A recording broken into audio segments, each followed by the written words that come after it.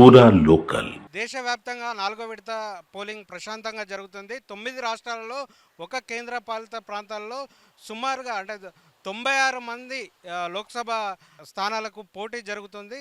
ఈరోజు ఉదయం 7 గంటల నుండి సాయంత్రం 6 గంటల వరకు ఈ పోలింగ్ నిర్వహిస్తున్నారు.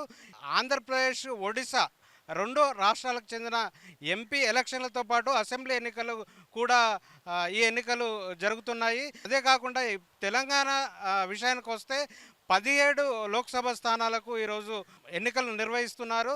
అంటే మొత్తం ఓటర్లు 3,32,32,32,000 మంది ఈ ఓటర్లు ఉన్నారు. దీనికి గాను 35,809 పోలింగ్ కేంద్రాలను ఏర్పాటు చేశారు. దీనికి సంబంధించి ఈ ఎన్నికల నిర్వహణకు 2,80,000 మంది పోలీసు సిబ్బంది, ఇతర సిబ్బంది పనిచేస్తున్నారు.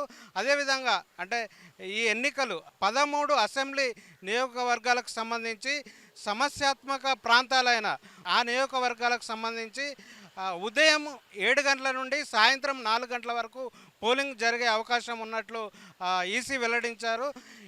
ఇప్పటికైతే ఉదయం 7 గంటల నుండి ఇంకా కొనసాగుతుంది. పోలింగ్ ప్రశాంతంగా జరుగుతుంది.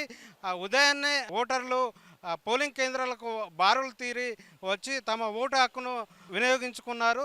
అంటే ఈ తెలంగాణ సీఎం రేవంత్ రెడ్డి కొడంగల్లో కుటుంబ సమేతంగా ఓటు హక్కును వినియోగించుకున్నారు. అదేవిధంగా చింతమడకలో కేసీఆర్ తన ఓటు హక్కును వినియోగించుకున్నారు. సికింద్రాబాద్లో బీజేపీ అధ్యక్షులు కిషన్ రెడ్డి కూడా తన ఓటు హక్కును వినియోగించుకున్నారు. ఇక తెలంగాణ వ్యాప్తంగా అంత ప్రశాంతంగా జరుగుతున్నట్లు చెప్పవచ్చు.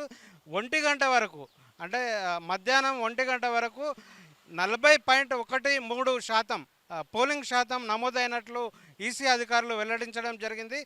ఇప్పటికీ అంటే ఇంకా సమస్యాత్మక ప్రాంతాల్లో అంటే 4 గంటల వరకే పోలింగ్ పూర్తయ్యే అవకాశం ఉన్నందున అక్కడ పోలీసులు అంటే భారీ బందోబస్తు చేయడం జరిగింది.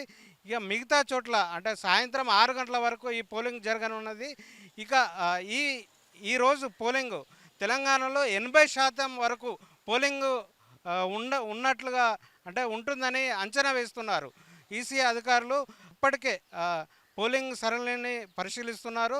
కెమెరామెన్ నరేష్తో రాజు, పూరా లోకల్, హైదరాబాద్.